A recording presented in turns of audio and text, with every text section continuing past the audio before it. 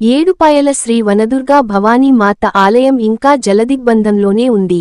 గత 16 రోజులుగా శ్రీ వనదుర్గ అమ్మవారు గంగమ్మ ఒడిలోనే సేద తీరుతుంది. మెదక్ జిల్లా పాపన్నపేట మండలం నాగ్సాన్పల్లి గ్రామ పరిధిలోని ఏడుపాయల శ్రీ వనదుర్గా భవానీ మాత ఆలయం ముందు నదీపాయ పరవళ్లు తొక్కుతోంది.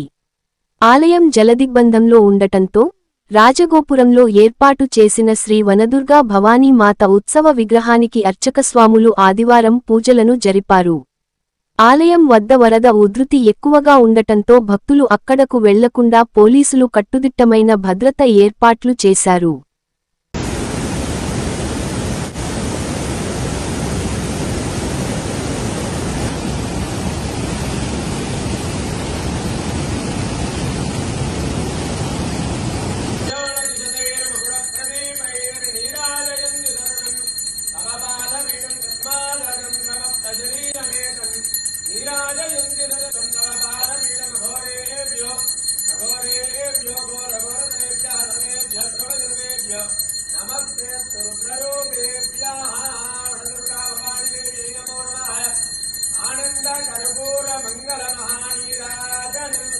समर्पयामि नीराजनानंतर अक्षरान् समर्पयामि।